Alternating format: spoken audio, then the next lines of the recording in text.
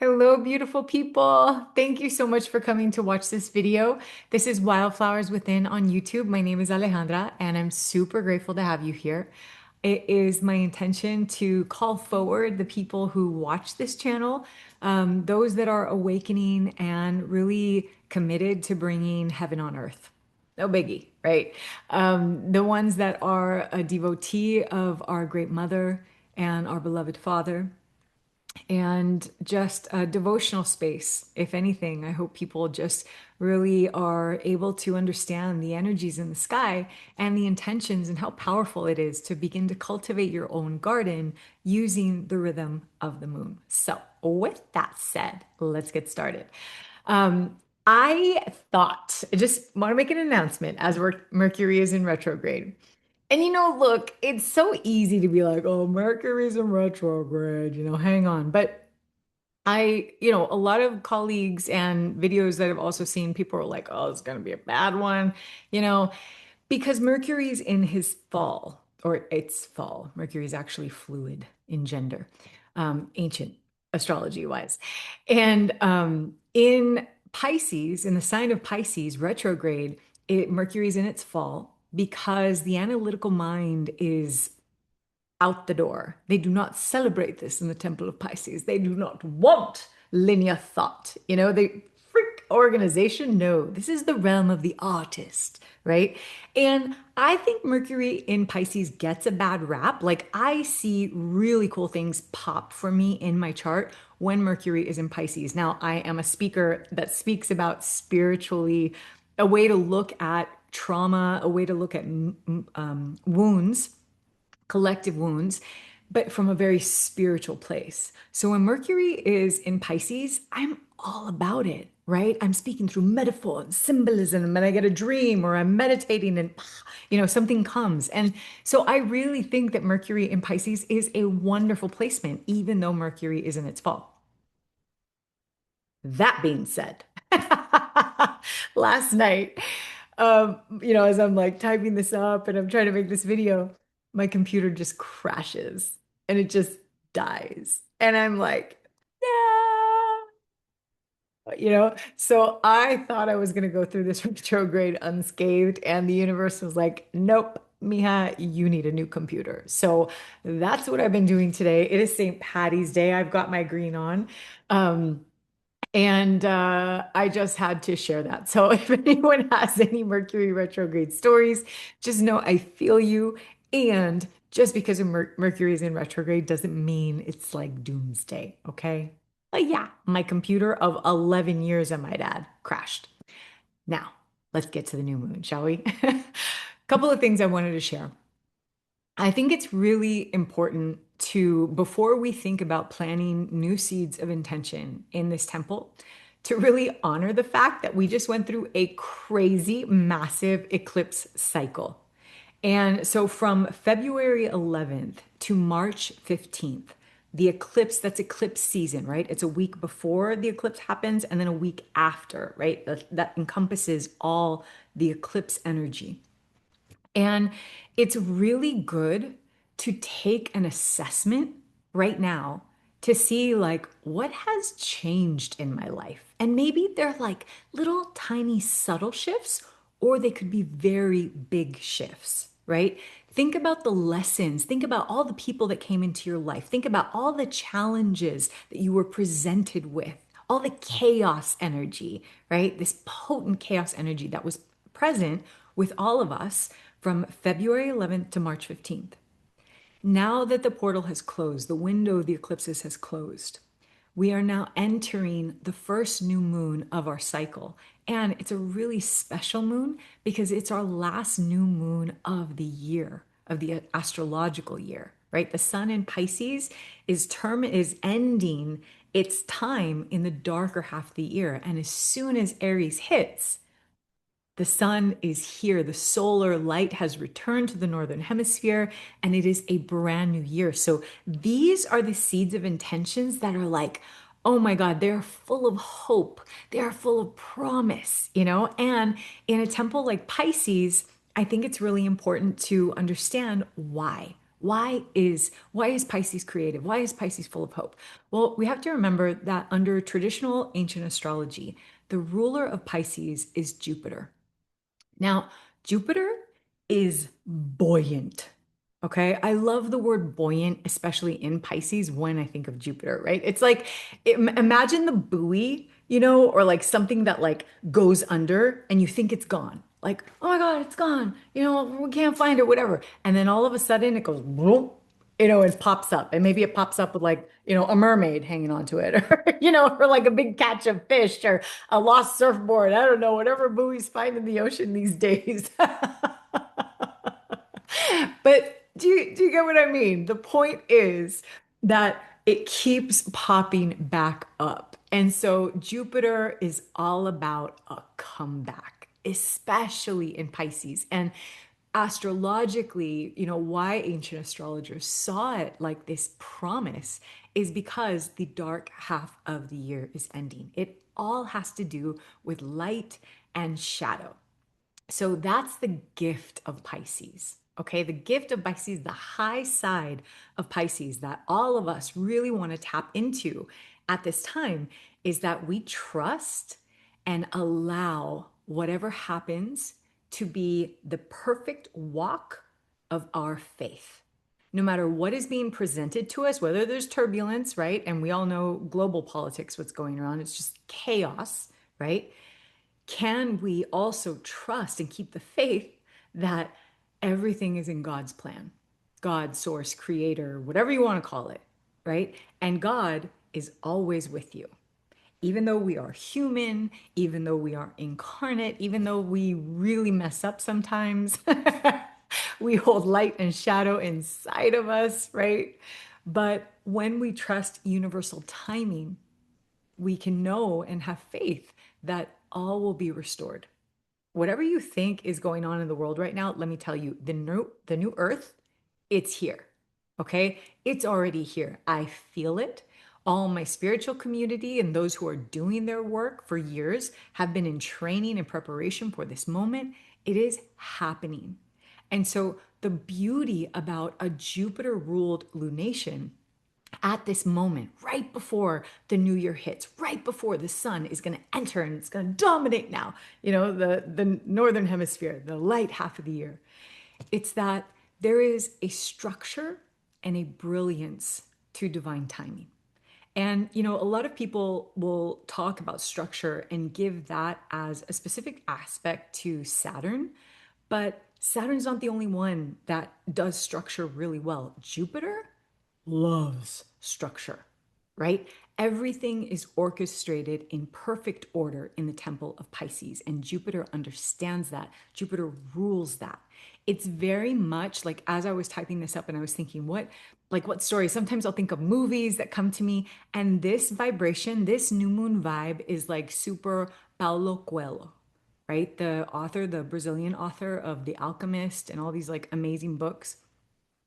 It's like you trust, you follow your intuition, even if it doesn't make sense. So right now, we're kind of at the end of Pisces season, but have you been trusting your intuition? Have you been following it? I will share a quick story. Okay, so today when I woke up, I was like, obviously I wanted to wear green.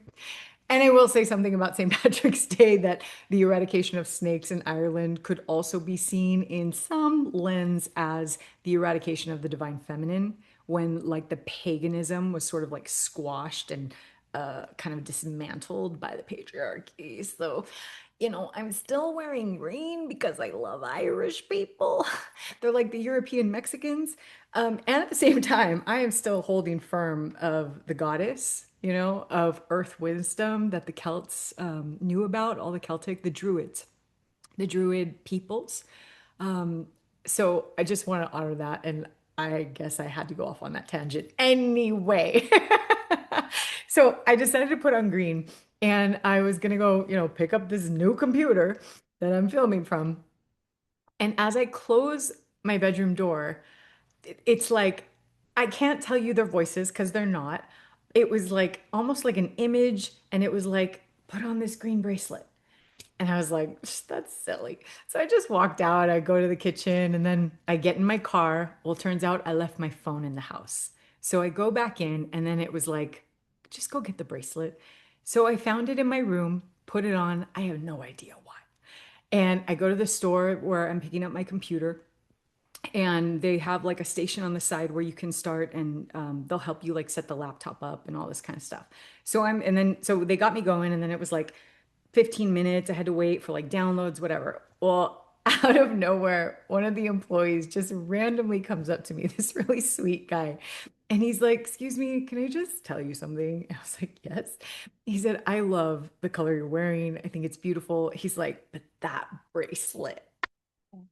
I was like, "Oh my God, thank you so much." Like, why why did I listen? Like, or what part of me wanted to be open to receive a compliment? Or did that just bring more joy in this person's life? I don't know. But usually, my point is what I'm making is by using your intuition, you never know what is going to show up.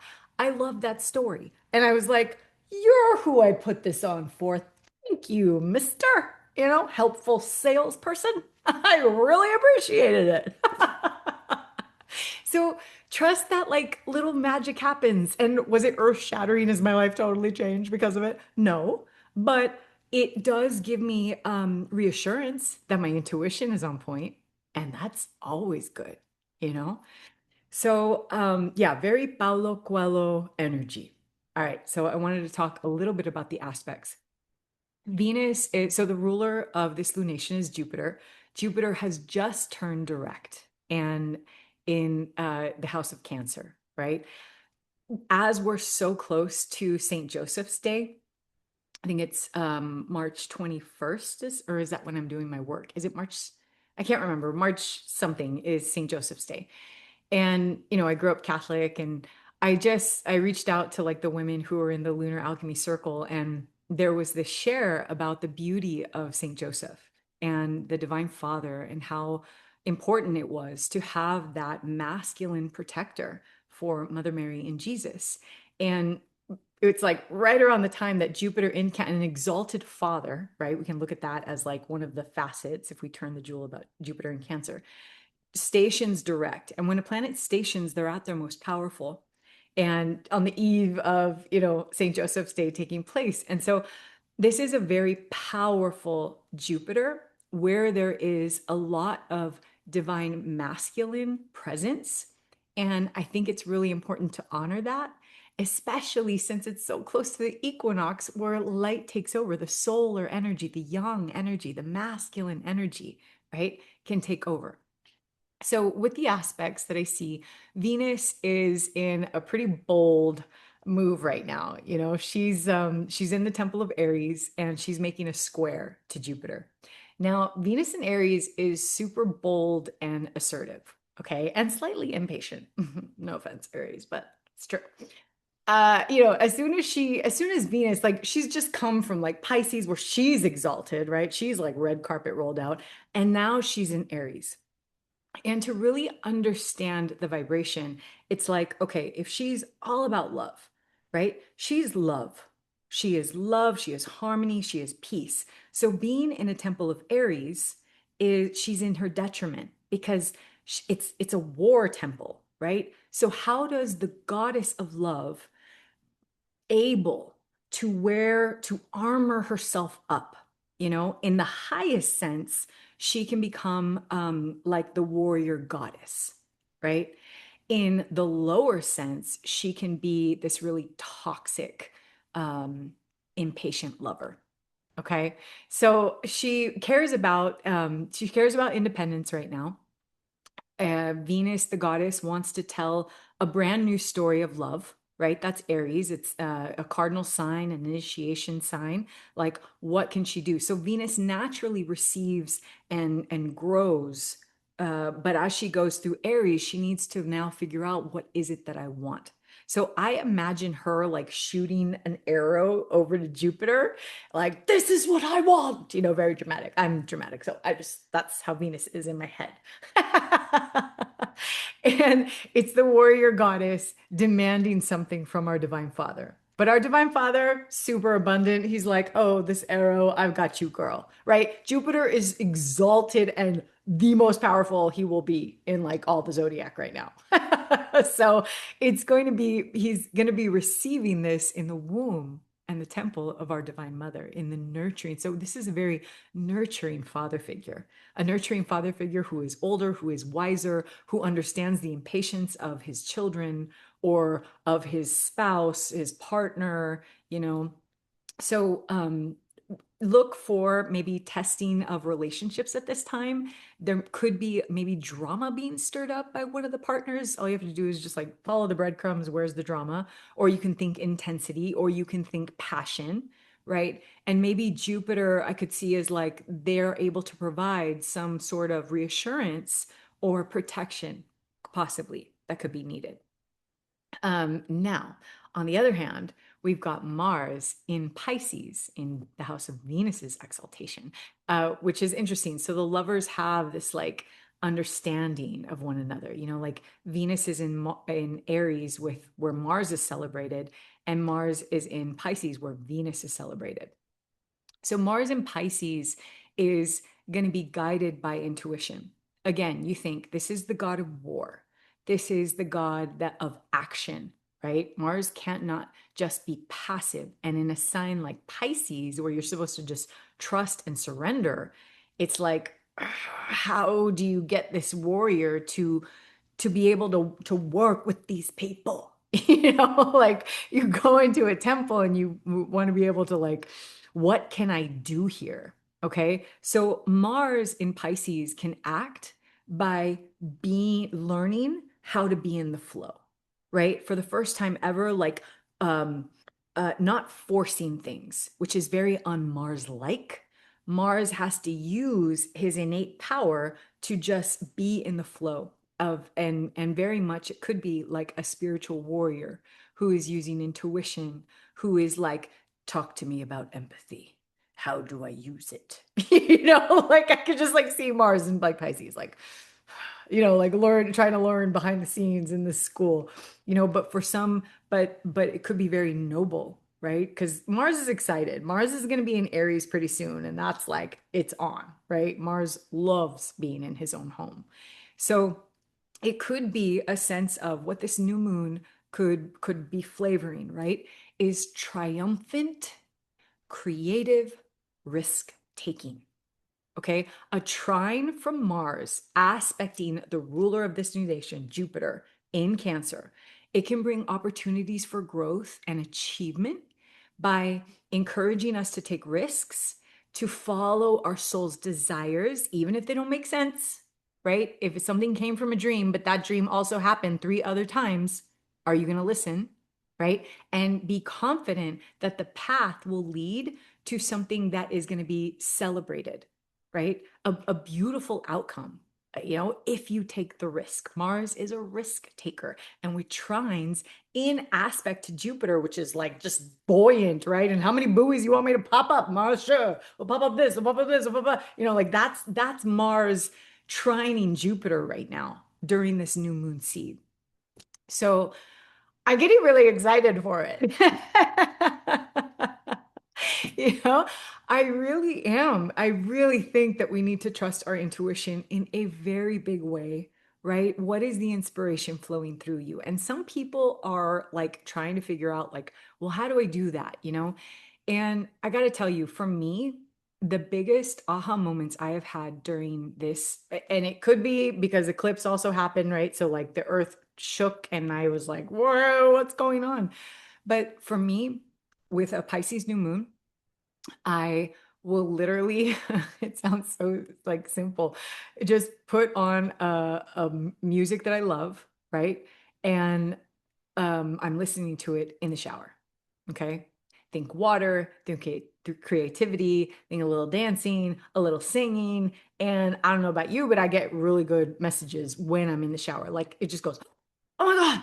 And then, and that's kind of what happened. Like I had this whole epiphany come and hit me with this one particular song on how I want to market the Liberated Survivor ceremony. And in the visual I got, of, oh my God, what can it possibly be? It's a lot of dance, right? A lot of choreographed like music and it's K-pop Demon Hunters and I think I can like technically do it on Instagram if I use their platform to like I don't even know. We're gonna figure it out, but it's that didn't come from my point is it did not come from my analytical mind. I didn't think, how am I going to market to these people? I don't know. I really wanted to like get the word out. I want survivors to know there's a ceremony to come to, right? Release guilt and shame. I didn't think any of that when I put play and just started dancing. But all of a sudden, the words, and I was like, this is the song, this is the anthem, like, oh my God. And it took me getting out of my mind to find it. So move your body, okay? If you need to call upon the child of you, if your child was super creative and you have somehow lost connection to that, remember Jupiter in Cancer expands all things family related. So, if you are looking to cultivate a relationship with your inner child, I think this would be a wonderful new moon to, instead of you actually planting those seeds in the garden, you pass them to your child and say, hey, babe, what do you want to plant? What sounds fun? What sounds like creative? What would be amazing? And have that like child excitement come. So I hope that makes sense. I just wanted to say, happy new moon, last new moon of the year. I love you all very much. If you're a woman who wants to come and do breath work, join the Lunar Alchemy Circle. There's a link to click below. You'll get all the information. And I'm just sending so much love. I love you guys. Happy equinox, happy new moon, happy return of the sun to the northern hemisphere. I love you very much. Ciao.